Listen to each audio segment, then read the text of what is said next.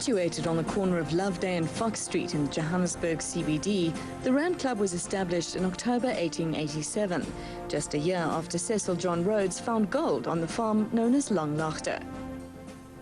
Johannesburg was a tiny town. I think there were about 3,000 inhabitants.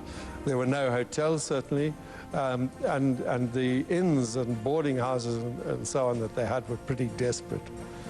There was, in fact, one bar, I think, for every 20 people in Johannesburg at one stage, fairly typical of an early mining town. But this was a place where the great and powerful concentrated, where they got to know each other. The Rand Club has been in existence for 120 years, and it's known as a private club or a city club.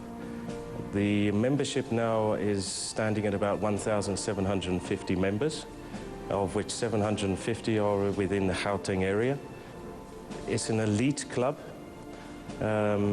catering for, gentlemen of business. That's really what we're targeting, is the business environment.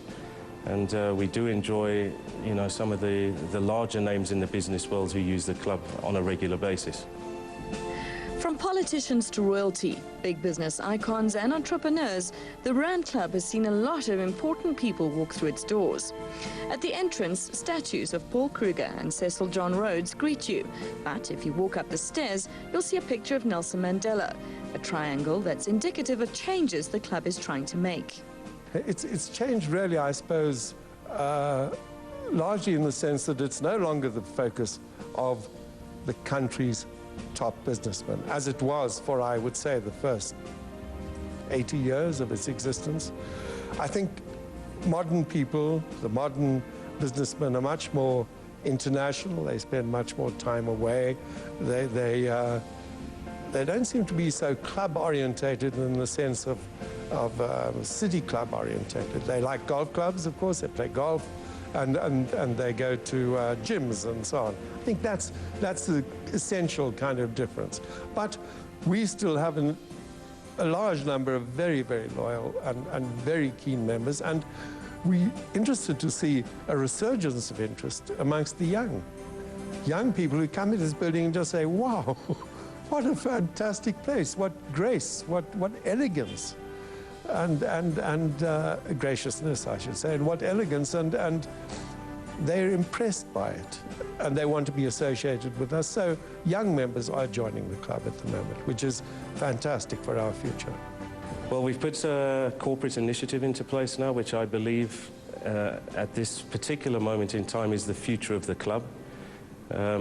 We desperately need to get in the younger generation, and so far we found that with this corporate initiative we are getting a lot of young people interest. Now, when I say young, I'm talking 35 to 50, not the sort of 20 to 30, although we do encourage that. But of course, someone who is of the age 35 to 50, they've probably made their name, they've married, they've settled down, and they know where they're going forward in their lifetime. So apart from the corporate initiative, we've tried to put functions in place which are attractive to today's environment. And it's something at this moment in time we're working very hard on, to make sure that we cater for the younger members who are joining the club and for the older members who've been here, some of them 40 or 50 years. So we have to cater across the board. It's a tough challenge because there are, of course, traditions in the club, and what I'm striving to do is keep the traditions, but of course opening the door a little bit to what is attractive to today's businessman, today's business environment, and today's business women as well. We have to make sure that, we cater for everybody. In an effort to do this, the club has introduced a number of new initiatives besides those to attract corporate membership. A new sports bar has been added, which has a more modern feel and can also be used as a conference venue. Aspirant members who do not have connections at the club can meet the committee at informal luncheons, and bedrooms destroyed by the fire in 2005 have been renovated to accommodate local and international members who come from more than 140 clubs with which the Rand Club shares reciprocity agreements.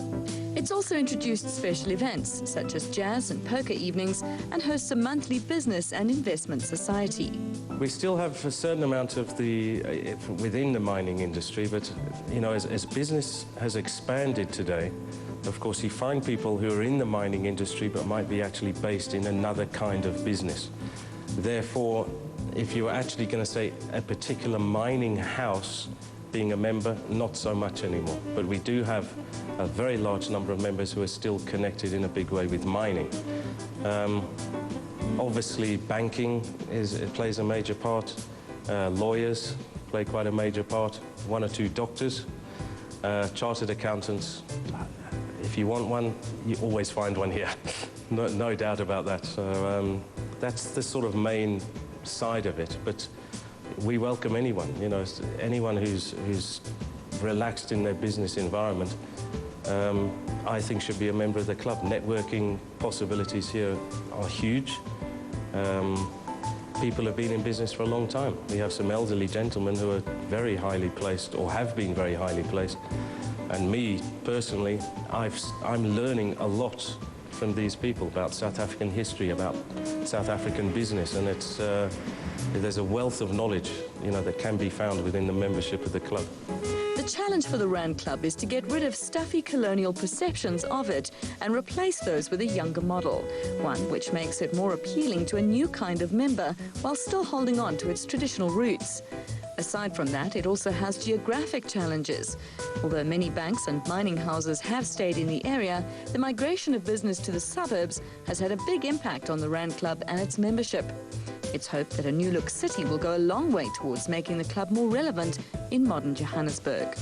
I'm hoping to get back to what it used to be, and people say to me, you must be dreaming, but I believe in the place. I think there is a massive potential within the club. We have to just market it the correct way, and I believe in the future, and I'm sure that we can get back close to that. Might not be next year, but I'm sure that the possibilities are there.